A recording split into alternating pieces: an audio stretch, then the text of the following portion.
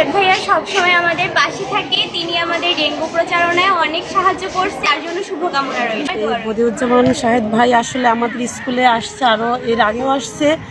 নতুন বছর ২০২৬ উপলক্ষে বরগুনার পাথরঘাটা উপজেলার বিভিন্ন বিদ্যালয়ের শিক্ষার্থীদের মাঝে আনন্দ ভাগাভাগি করে নিতে নতুন বছরের ক্যালেন্ডার ও উপহার সামগ্রী বিতরণ করেছেন তরুণ রাজনীতিবিদ, পাথরঘাটা উপজেলা বিএনপির সাবেক যুগ্ম আহ্বায়ক ও মানবিক কর্মী বদিউজ্জামান শাহেদ।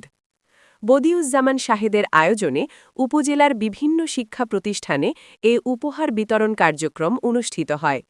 এ সময় শিক্ষার্থীদের মুখে নতুন বছরের আনন্দের হাসি ফুটে ওঠে। নতুন বছরের ক্যালেন্ডার ও উপহার পেয়ে শিক্ষার্থীদের মাঝে পড়াশোনায় আগ্রহ ও ভবিষ্যৎ নিয়ে নতুন এক সম্ভাবনার সৃষ্টি হয়েছে। অনুষ্ঠানে বদিউজ্জামান শাহেদ বলেন, শিক্ষার্থীরাই আগামী দিনের ভবিষ্যৎ। তাদের মুখে হাসি ফোটানো এবং পড়াশোনায় উৎসাহ দেওয়াই আমাদের লক্ষ্য। নতুন বছরের শুরুতে এই ছোট্ট উদ্যোগ তাদের মনে আশা ও অনুপ্রেরণা জাগাবে বলে বিশ্বাস করি। এ সময় অভিভাবক ও শিক্ষকরা এ ধরনের মানবিক উদ্যোগকে স্বাগত জানিয়ে বলেন, শিক্ষার্থীদের পাশে এমনভাবে দাঁড়ালে তারা মানসিকভাবে আরও শক্তিশালী হয়ে উঠবে। নতুন বছরের শুভ সূচনায় শিক্ষার্থীদের জন্য এমন উদ্যোগ পাথরঘাটায় প্রশংসিত হয়েছে বিভিন্ন মহলে।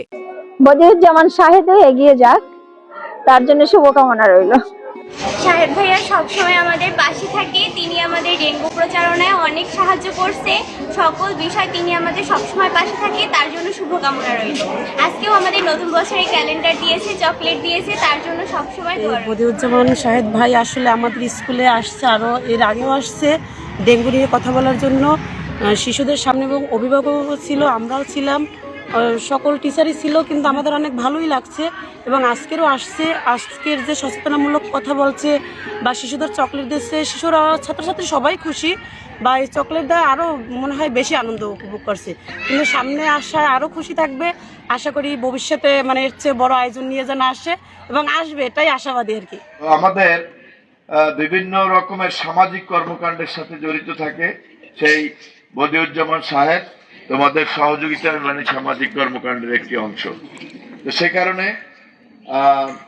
আমাদের ইতিপূর্বেই আমরা দেখেছি পাথরঘাটা হসপিটালে ইসিজি মেশিন নেই, সে নিজের অর্থায়নে পাথরঘাটা হসপিটালে এই এলাকার মানুষের কথা চিন্তা করে ইসিজি মেশিন সংগ্রহ করেছেন এবং দিয়েছেন নিজের অর্থে দিয়ে। তো চালিয়ে যাচ্ছে। আমরা তাকে সর্বাত্মক সহযোগিতা করব, যাতে এই সামাজিক কর্মকাণ্ডগুলো সে আরো ব্যাপকভাবে প্রসারিত করতে পারে।